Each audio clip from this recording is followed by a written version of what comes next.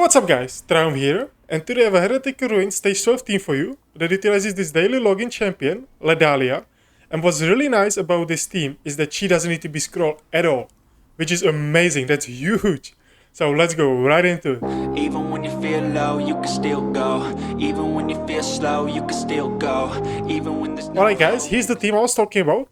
As you see, once again I'm using Arian as my tank. He's the best tank, at least on my account. I can't stress it enough to build him guys, scroll him, he's amazing. I'm using him in Grave of Curse stage 20, in Grave of Venom stage 20 as well, and now I'm using him here in Heretical Ruins stage 12 as well. This guy is insanely good and you can use him in so many dungeons. Definitely build him guys. If you have scrolls, use it on him, he's insanely good. The next champion is Catherine. I'm using her for her healing and for debuff immunity for 10 seconds on her ultimate. She does it in this star shape, which is why I have everybody like this. Sometimes she will not hit Arian because he will be running between the summon units, but that's fine. He's built to survive, he's okay. The next champion that's very important is this epic champion, Iola. She is insanely good. She's made for this dungeon, I'm telling you guys. She does so much crowd control. You will see. On her ultimate, she summons 3 lightning strikes in this star shape. And she does silence for 5 seconds, 100% chance when scrolled. And attack penalty 2 for 10 seconds as well. And I'm using it with Witch Remains, so she does defense penalty as well. So once again, on her ultimate, she does silence, attack penalty 2, and defense penalty 2 as well. Insanely good. But we are not done. We are not done. On her battle skill, she fires 2 lightning orbs, and each has 50% chance of inflicting silence for 5 seconds. That's another silence. But that's not all.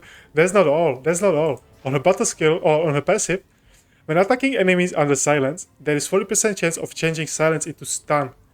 So she can stun these targets. She is busted for this dungeon. Because you want to stun these corrupted phoenixes or silence them as much as you can. Because when they reach their ultimate, when they recharge their ultimate, they enter this worshipping status for 10 seconds and they heal the dead phoenix, the boss, by 1% of his max HP. And they grant him 1 total damage stack, right? And it's permanent. So once they start worshipping him, they will boost this boss so much that he will be able to one-shot you on his ultimate. So you want to stun these guys or kill them as soon as possible. But on the stage 12, it's kind of hard to just kill them.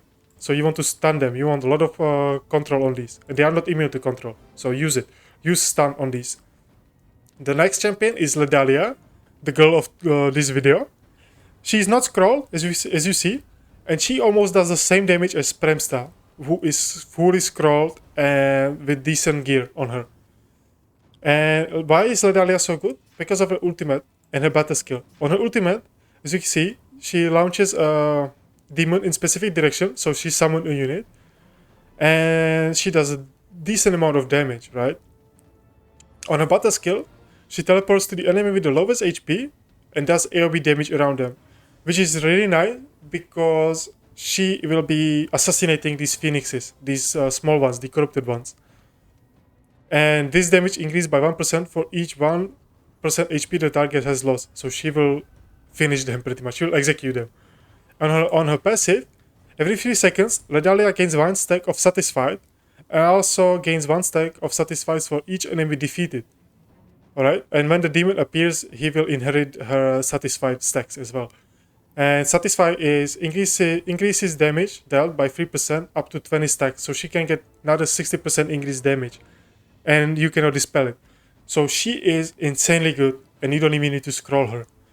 What I'm using her for as well, not only for the damage but for summoning as well, because she boosts Premsta damage with the summon.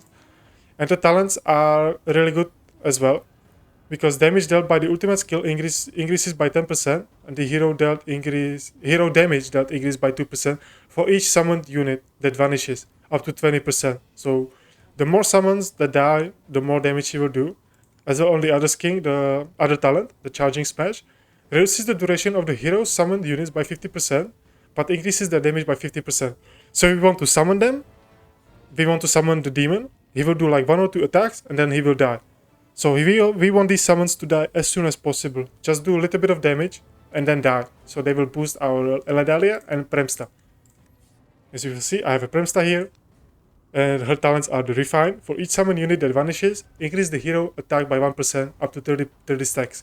So the more demons that will vanish, she will get stronger. As well as on this talent, the Stress Response. Whenever an ally summons one summoned unit, the hero gains 2% crit rate, which doesn't matter too much for Premsta because we're using her for derivative damage, which can trigger critical hits.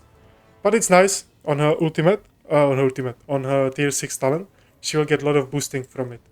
And when she does the ultimate, she does a lot of damage around the summon units as well. So whenever Ladehlia summons somebody, she will do a lot of damage, which is why this combo is insanely good. I will show you the skill timings before we do the run, and I will show you the build after the run. So as you see, everybody is at 24 seconds recast, because the boss is at 24 seconds interval, and we are not using any ultimate pushback. Then Premsta is at 18.5 seconds, right after Iola, because she has a Witch Remains on her. She does her at 18 seconds, 24 seconds recast. Then Catherine, I'm using her at 15 seconds and 24 seconds recast, because I want her debuff immunity to last for the boss ultimate, because on the ultimate of the boss, he does fire damage and then inflicts 2 stacks of burn. And we don't want these burn on our heroes, especially on our DPS. So it's up to you where you put the Catherine. She can be at 14, that's kind of close, the buff might disappear. So I would recommend to put it at 15 to like 20 seconds, it's up to you. I'm using it at 15 seconds because I want her to cast kind of faster, like I want her to heal my heroes. And then the buff will stay for this ultimate, so that's fine. Another champion that I'm using at 15 seconds is Aurian, our tank. Because on his ultimate, he grants ally protection for 10 seconds to everybody. The same deal as Catherine. He will put it at 15 seconds, it lasts for 10 seconds, so it will be there when the boss does his ultimate. So he will help with the AoE damage. And on himself, he put 30% damage reduction and defense up 1. Really good for this as well. 24 second recast, nice. Ladehlia, same as Premsta, 18.5 seconds, right after Iola for the defense penalty, and then she will recast at 24 seconds. So that's the skill timing. I'm using a buff, a food buff, because I want a little bit more HP. Same as before, it has 8% attack boost and 8% max HP boost. Because sometimes Iola will not stun these and they will do a lot of damage, so I want this buff on. It's better. I will slow it down at the beginning, show you 1 or 2 intervals of the boss, and then I will speed it up. As you can see, everybody is waiting with their skills. I will put it at 2x. Everybody is waiting. Now at 15 seconds, it's Aurian with Catherine. Now 18 seconds, the boss will summon. And right after he summoned the Dead Phoenixes, or the Corrupted ones, Iola will do her ultimate. Nice, she put down defense penalty, attack penalty, stun, and silence. Now my DPS, Ladehlia and Premsta, did her ultimates. Here is the demon. He will now die, that's what we want, because that will boost our DPS, right? We will have more damage. Nice. Now the second one, still waiting at 15 seconds. Aurian and Catherine. Sometimes she will not hit the debuff immunity on Aurian because he's running between these summon phoenixes, because the boss puts invisibility on him, which is kinda bad, but Aurian is built with a lot of survivability. I will show you after. So he is fine. He doesn't need the debuff immunity always on him. So I will speed it up. I will bring you back once we are close to the end. Alright guys, I'm back. We have 1 minute and 10 seconds left. And I will show you how this Iola will keep stunning this corrupted phoenix. You will see. It's almost like she's going to die, but she will get healed from Catherine. And now she stunned him. She will do her ultimate, which is another silence and stun. And it's fine. As you see, Aurian is on the other side, but she is fine. You need to build her a little bit tankier, because this phoenix, this small one, will attack her sometimes if you don't kill him as fast. But it's fine. Just build her a little bit tanky. I'll show you. But we should be able to do it. I'm just using the food buff because I don't have that much of a good gear, right? So I need to compensate a little bit. But these buffs, these food buffs, are so easy to get. I really recommend using them. They are really good. They give you a lot of attack, HP, defense, accuracy, resistance, whatever you want. Like if you lack in damage, use it for damage. If you lack in survivability, use it for survivability. And it looks like we might not be able to do it this time. 5 seconds. 4.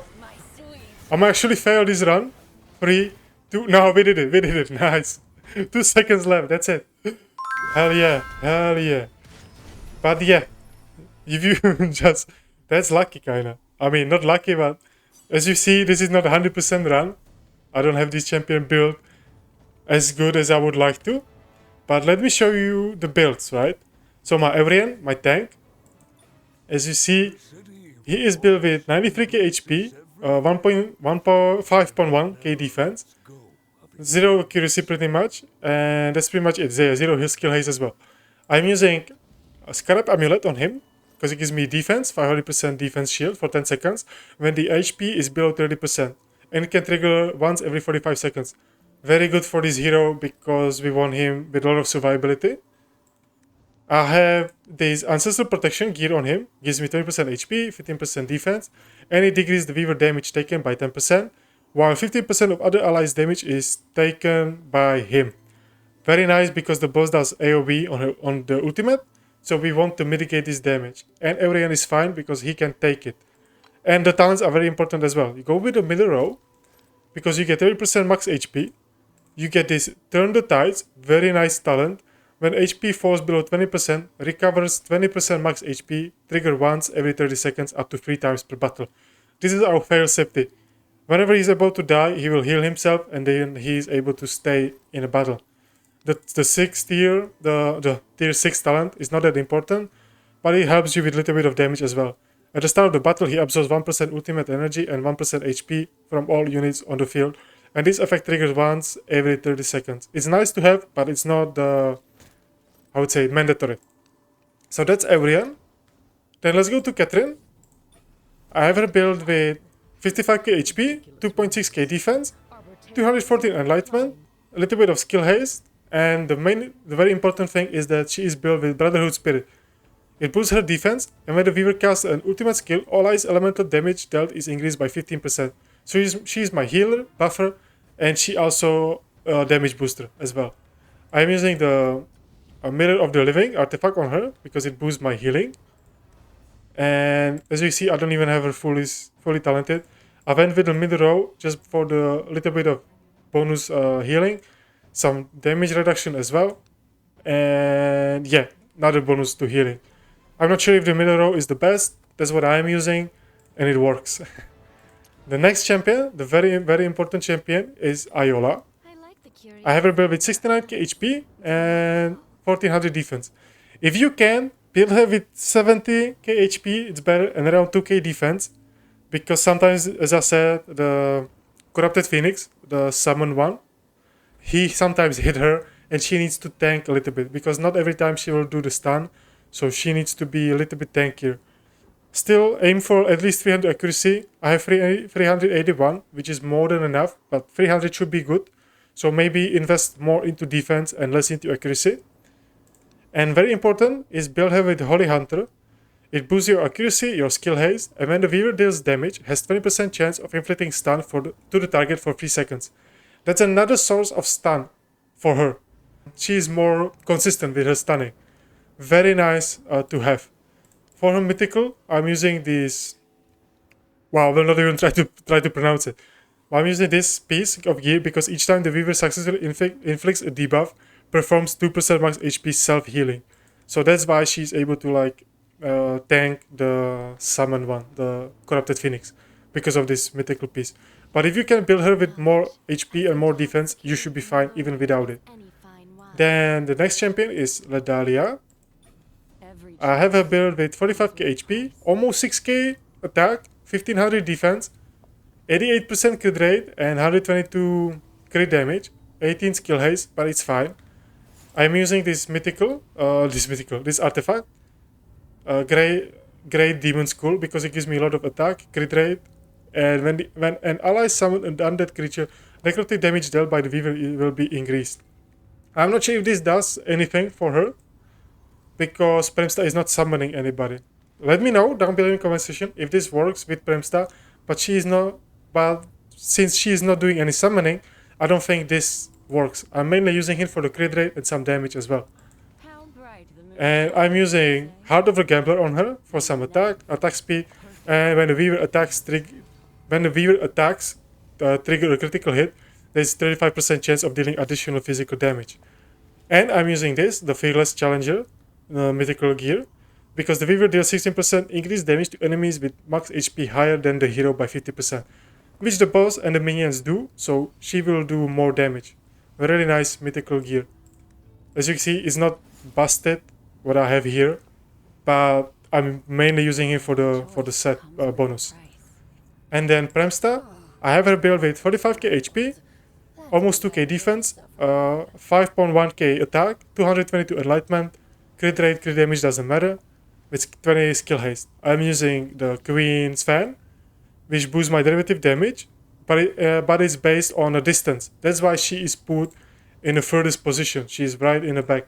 Put her the furthest away from the boss and she will do more damage this way, if you're using the Queen's Fan. Another thing I'm using on her is Fearless Challenger, and I'm also using Dead Record, because when Weaver deals damage, derivative damage, marks the target to increase derivative damage taken by 20% for 12 seconds. Very nice, even though the piece is not the best, I only have flat attack on it, a lot of defense and some HP. Not the best gear, but the passive on the gear is very nice. So that's my Premsta. That's the whole team. The main important thing is Evelyn, Iola and Catherine. I'm pretty sure you can sub these DPS, but this is very difficult. The stage drop is pretty difficult because you need a lot of damage. The stunning is good, it's nice, but you need a lot of damage to kill these corrupted phoenixes. I'm using one assassin and one AoE damage, but that's what I have. And Ladehlia is daily login champion, so everybody has her, and she doesn't need to be scrolled, which I think is very nice. So hopefully this helps you guys. It took me quite a bit time to do, because this stage was really hard, the DPS and the challenge of killing the corrupted phoenixes. But yep, that's it. So thank you for watching, and I'll see you next time. Bye!